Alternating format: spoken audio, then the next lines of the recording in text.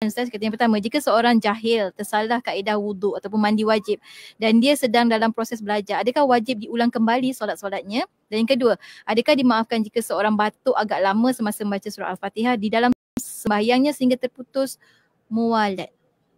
Ustaz. Orang yang dia salah dalam wuduk ataupun dia salah dalam mandi wajib. Dia salah ni. Salah ke, jahil ke. Ada jahil yang dimaafkan. Ada jahil yang tidak dimaafkan. Ada perkara-perkara yang kalau kita buat tu sebenarnya salah. Tapi kalau kita buat dalam keadaan kita tidak tahu, maka dimaafkan. Semayang tu kita kira sah lagi. Wuduk itu kita kira sah lagi. Tetapi ada perkara yang mana kita buat dalam keadaan kita jahil ke, ataupun kita buat dalam keadaan kita tahu ke, dalam kedua-dua keadaan ia memberi kesan tidak sah. Maka ia berbeza-beza. Jadi apa perkara yang dia salah? Itu perlu dijelaskan dahulu, barulah kita akan tentukan adakah dia perlu ulang ataupun tidak. Misalnya, satu orang baru memeluk agama Islam, dia tidak mengetahui bahawasanya di dalam semayang ni tak boleh bercakap. Tak boleh bercakap. Lalu dia telah bercakaplah dalam semayang dia.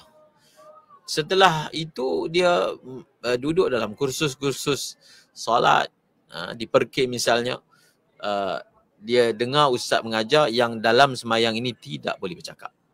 Maka bercakap dalam semayang sekiranya jahil dimaafkan. Maka dimaafkan. Maka kita kata solatnya tidak perlu diulang. Tidak perlu diulang. Ia pernah berlaku kepada seorang sahabat Rasulullah SAW yang dia baru masuk Islam dan dia tak tahu sebenarnya dulu boleh bercakap dalam sembahyang, kemudian telah dimansuhkan dan dia menganggap hukum itu masih kekal dan dia telah bercakap dalam sembahyang. Dan ketika Nabi menegurnya, Nabi tidak menyuruhnya untuk mengulang semula solatnya. Tetapi contohnya dia solat. Dia ingat solat subuh ni 1 rakaat.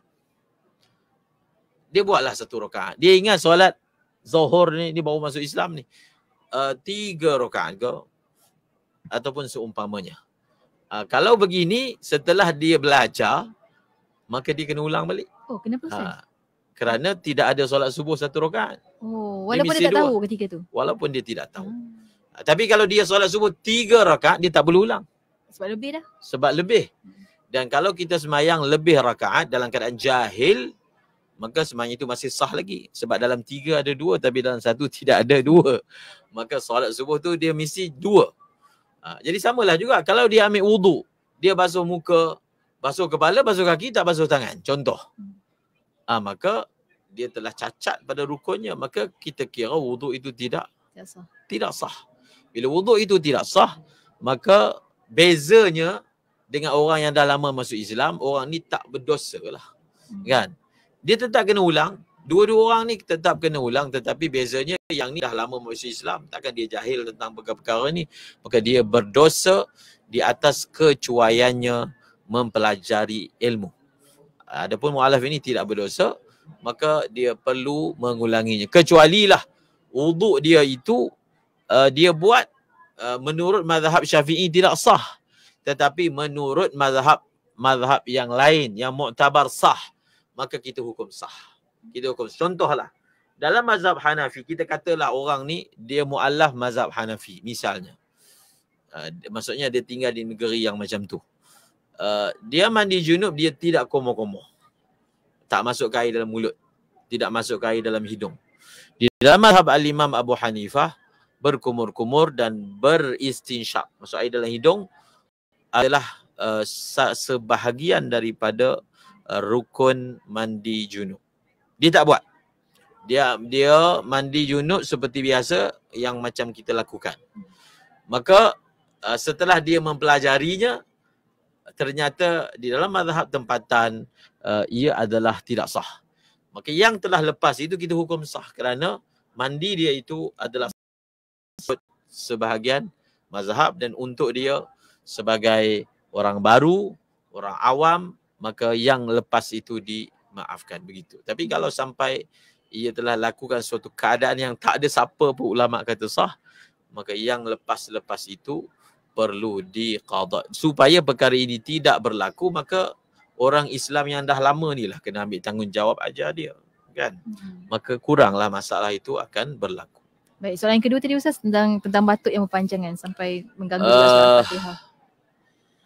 Batuk yang berpanjangan, soal batuk, tanahnuh, berdehem, anin, mengeluh, nafakh, meniup, buka, menangis.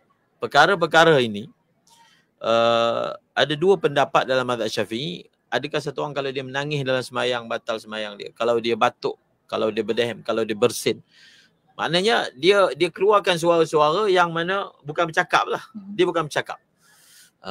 Maka dalam mazhab Imam Syafi'i, pendapat yang muktamadnya adalah membatalkan sembahyang sekiranya batuk itu, sekiranya berdehem itu, sekiranya meniup, mengeluh, mengerang dalam itu menghasilkan dua huruf.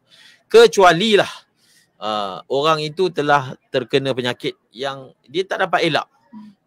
Dia sembahyang awal waktu pun dia akan batuk, tengah waktu pun akan batuk, akhir waktu pun akan batuk. So, bila dia batuk dia akan keluarkan bunyi-bunyi yang pelbagai, kan?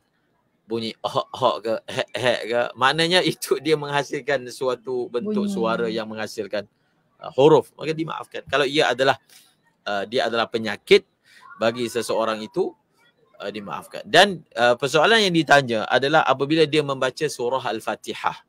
Jadi baca surah Fatihah ni dia perlu mualat. Kita perlu berturut-turut. Lepas satu ayat habis, ayat seterusnya. Ayat kedua habis, ayat ketiga. Ayat keempat dan sampailah ayat ketujuh. Sekiranya ada senggang antara satu ayat dengan ayat yang lain, ia akan merosakkan syarat berturut-turut, maka maknanya orang itu dia perlu mengulangi pembacaan Fatihahnya. Soalannya bagaimana kalau punca tersekat-sekat itu adalah kerana batuk. Maka kalau batuk itu memang batuk yang berterusan, maka sudah pasti ia dimaafkan. Kerana ia tidak dapat elak daripada batuk tersebut. Kalau setiap kali batuk kita suruh ulang balik daripada awal sampai ke sudah dia tak boleh nak rukuk sebab dia tidak mampu untuk menyempurnakan. Itu jelas kerana bila ada uzur, ia akan menjadi hukum yang luar daripada kebiasaan. Baik, terima kasih Ustaz. Seterusnya kita